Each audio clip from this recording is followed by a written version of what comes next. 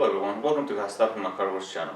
In today's video I'm going to go over shop labor rates. If you ever wondered, how the shops figure out how much they're going to charge you for a particular job, and you're ever curious whether you're being overcharged or not, or why is it so much, or why is there so much difference between different shops. Today with this video you're going to be able to understand more how each shop determines their labor rate. And believe it or not, there is already a predetermined guide that applies to every year, make and model as far as the length of time that each job should take.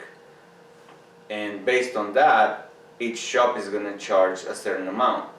So let's say, for example, a particular job takes 3 hours on the book and the shop charges $100 an hour, that's going to be $300. Now here's the beauty of it.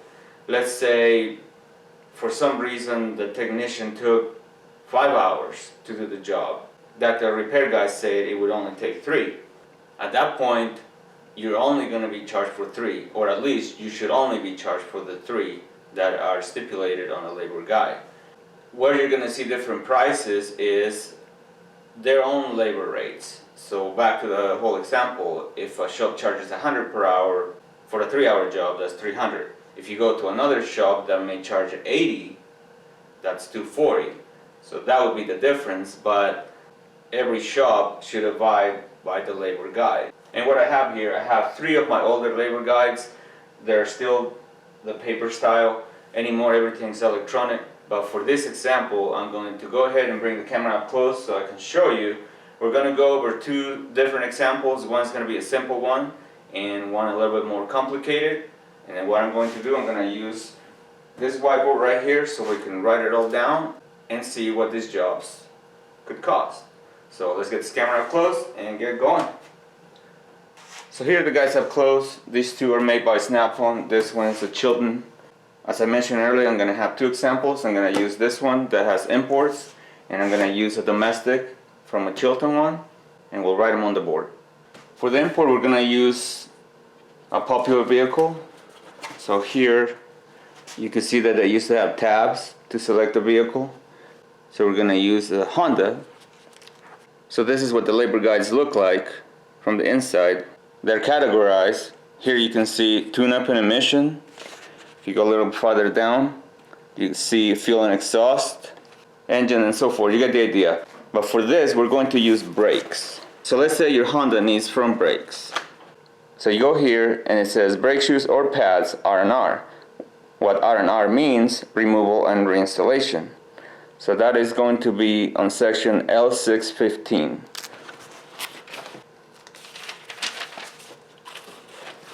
So we found L615, and then we're doing the front brake pads.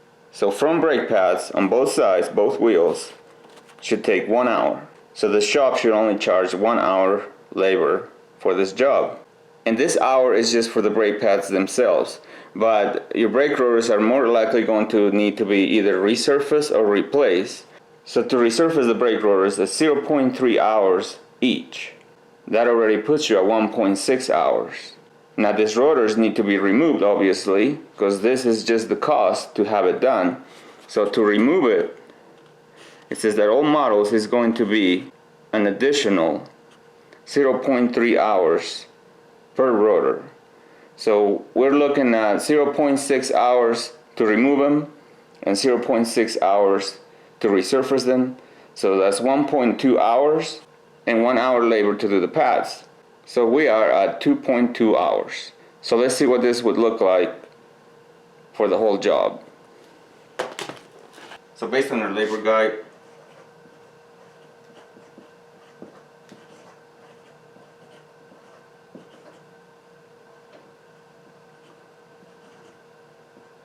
brake pads R&R, it was 1 hour on the book, and we're just going to use even number, let's say $100 of shop rate. So far that would be $100 on labor. And to remove the rotors,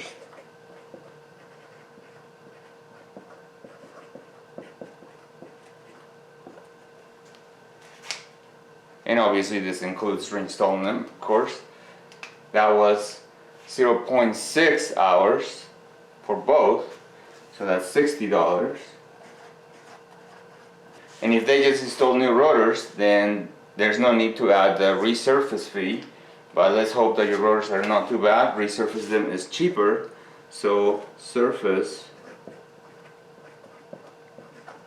the rotors. That's another $60. Then you have the cost of the pads.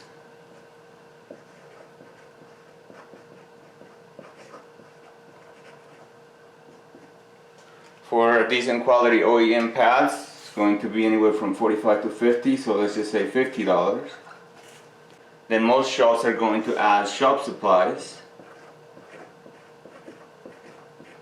This could vary from shop to shop. It's usually a percentage of the labor, so let's just say $5. But this, like I said, will vary. And you have taxes on the parts, which in this case are just the pads. If the pads were $50, let's just go with a really high tax rate, like the area that I live in, 10%. So that puts you at $5 taxes.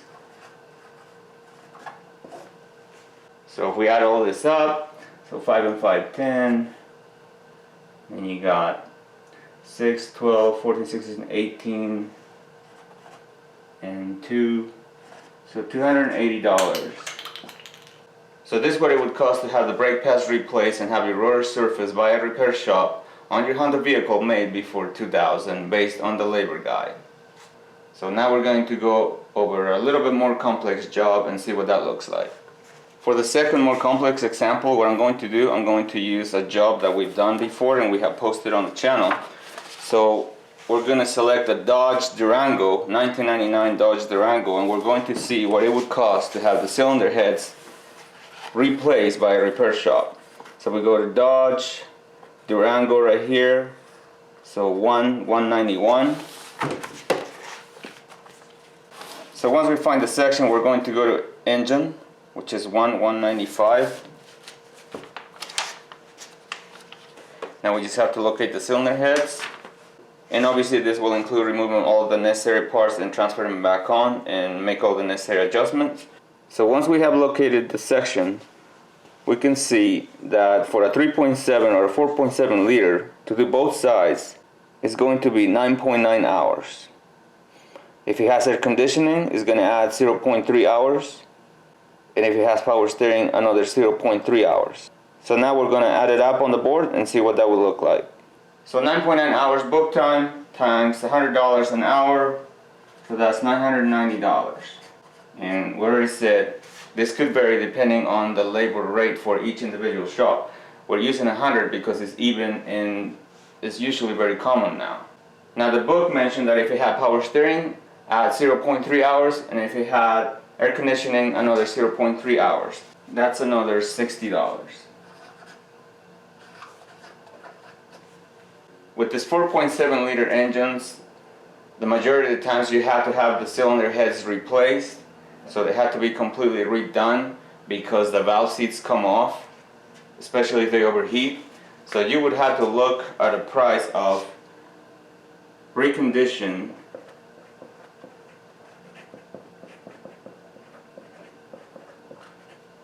cylinder heads.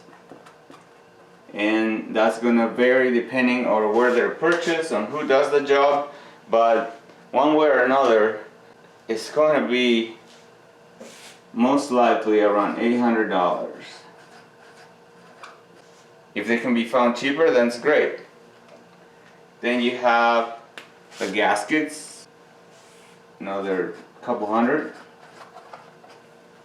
Same thing, it could cost less depending on where it's purchased. Then you have all your fluids, like oil, filter, coolant, everything that's going to be needed to finish the job. It's not going to be anything less than 100. And at this point it wouldn't make sense to leave the old spark plugs. So you got spark plugs. For a good quality iridium plug, it's going to be about $7 a piece, about $56. Then you have shop supplies, about $10 for this particular job. Then you have taxes on the parts. So these are the parts, so 1,156. That's just average to 10%. $115.60. So the total cost for this job, $2,331.60 if you had a shop do it. And the cost was similar to what I just wrote down here. So there you have it. You should have a better understanding now about how shop labor rates apply when you're having your vehicle worked on using the labor guides. I used the paper ones because it was easier for this example. I used the board obviously so we can see the additional costs, and now you can see the savings if you do it yourself, right? I hope this video was helpful for you. Thank you for watching it, and we'll see you next time.